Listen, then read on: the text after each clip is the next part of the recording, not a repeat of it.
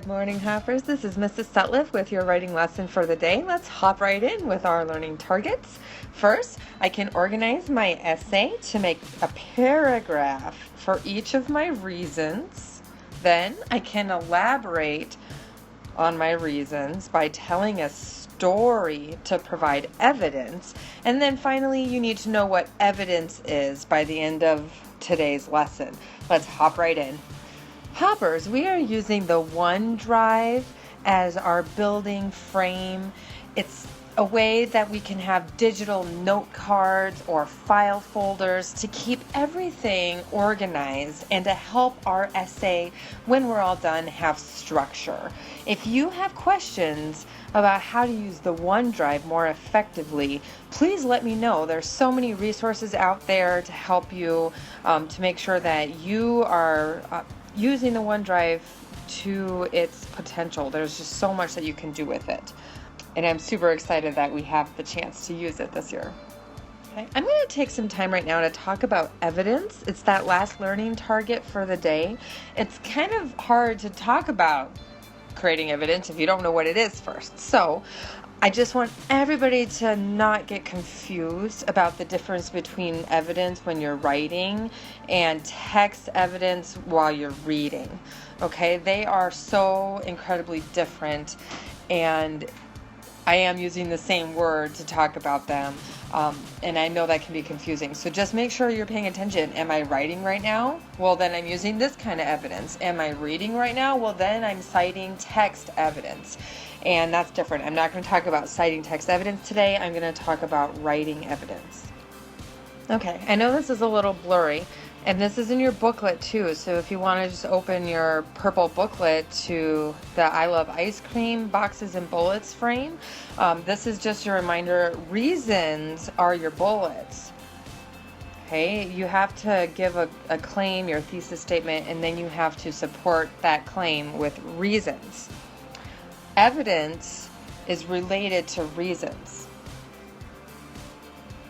Okay, so here is an example of some evidence for one of those reasons for the ice cream essay, why I love ice cream. So I love ice cream. For example, you can add sprinkles to your ice cream. Another example of a topping is whipped cream. My favorite example of a topping is a sundae with cherries and chocolate syrup. Okay, so hopefully you see the evidence. This whole entire paragraph is about one reason, and then I just listed all of the different examples that I could come up with. So your examples are your pieces of evidence. Okay, and in this case, I have 3. Let's take a look at another example of evidence. The last one was a list. This one's going to be a story. The evidence. I love ice cream because it cools you off on a hot day. Notice that's this reason right here. So hopefully you're seeing my organization, my structure. I have a paragraph for this one little reason, and then I give all of my evidence for that one reason together in that one paragraph. Here it is. I have a story about this. One time, my family went up a hill on a hike up M Hill. We got so hot, by the time we got back down, we needed to cool off. So we went to Armadillo's for some ice cream. That's why I love ice cream. Okay, so this is a story as evidence. Sounds a lot different than listing evidence, which was the last example. And there's those two different choices, really, when you're doing your evidence. I like stories because it gives your essays variety, and it also makes it seem more personal, whereas lists can be less personal and kind of almost start to feel repetitive, and then it's not as convincing.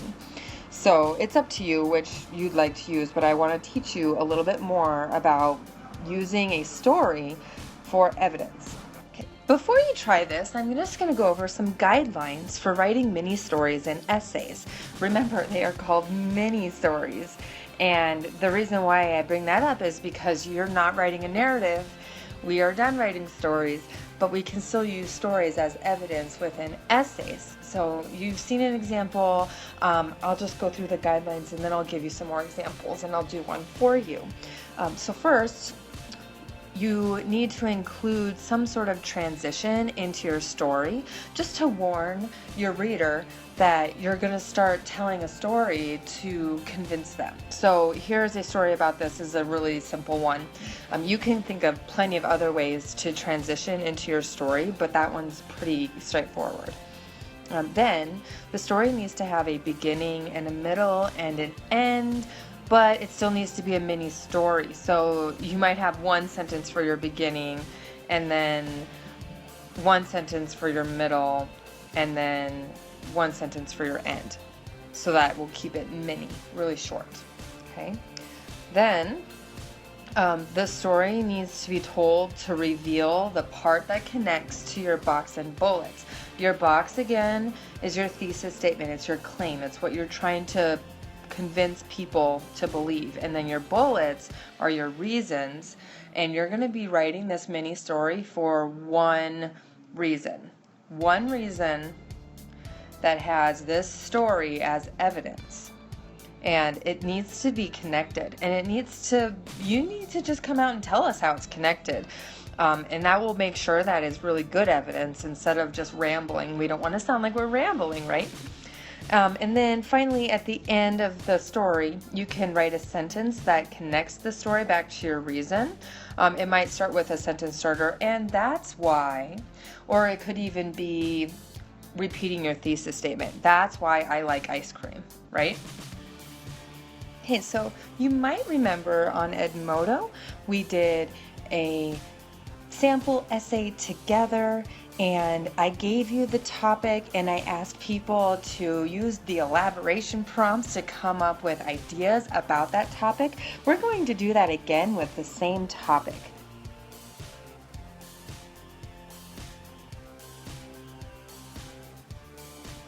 You might remember the topic was that kids have more problems with their friends as they get older. Now I picked this because it's gotta be easy for you to come up with stories about how you've had problems with your friends as you're getting older. So I want everybody to just stop for a second and think about an argument or a problem that you've had with your friends since you've gotten older, maybe 3rd or 4th grade, and really pick this because it's easy to write this mini story, right? We don't want it to be this big, long narrative. We need it to be a mini story.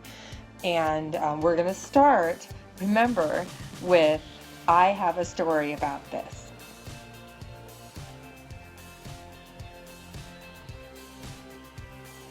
So everybody on Edmodo right now, in the sidebar, you can pause the video and you can go ahead and join your classmates and tell your story about kids having more problems with friends as they get older. Remember to introduce your story with a sentence like this, and you can even, after you tell your story, you can write a sentence saying maybe something like, that's why,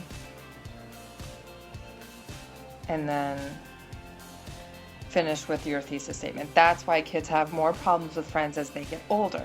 All right? If you don't want to participate, you can just watch the ideas that other kids come up with to see what I'm talking about using a story as evidence. And when you're done with this, you can go ahead and click play on the video again and continue watching. So go ahead and pause right now and try this, or just read some of the ideas kids are coming up with, and then you can come back to the video. All right, hoppers, here are your directions for the rest of writing time. First, I really need you to finish your boxes and bullets for your essay. And your box, again, is your thesis statement. It's the thing that you believe that you're trying to convince your reader to change their mind and make them think the same things that you do, right? It's a claim. It's one sentence. And then your bullets are your reasons. You can't come up with evidence if you don't have reasons, and you need at least 3 because you're in 4th grade now. I want you to check that your reasons are general and that they don't sound like evidence and that they don't overlap.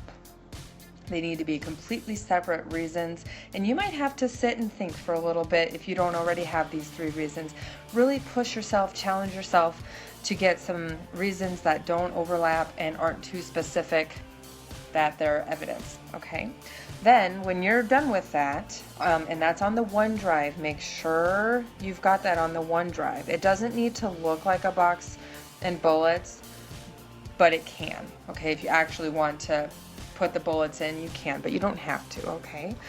So then I want you to get organized. On the OneDrive, organize each reason into a separate paragraph so that you will have structure. Plan with, and that could be your bullets, okay? Then you can start sorting your evidence. You can write your stories in the little boxes.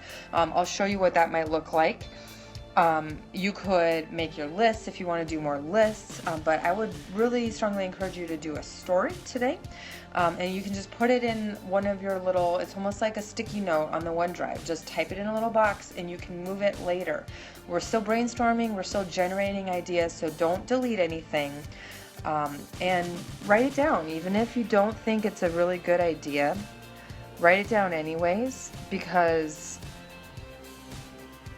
that bad idea, or what you think might be a bad idea, could help you come up with the next idea and the next idea. And before you know it, you have to pick, you're right, from a whole bunch of ideas, you have to pick the ones that you want to use because you have so many ideas. That's the idea.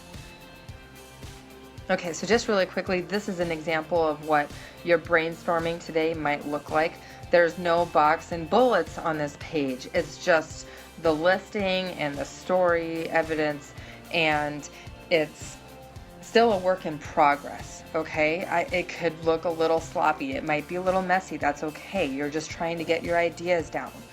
Don't worry about making it look perfect right now. Just keep in the back of your mind that eventually we will fix the structure. Right now we're working on the quantity of our cake. So we're just trying to make our cake taste yummy. Good ideas, right? Okay, that's it for today. So go ahead and hop to it. Happy writing.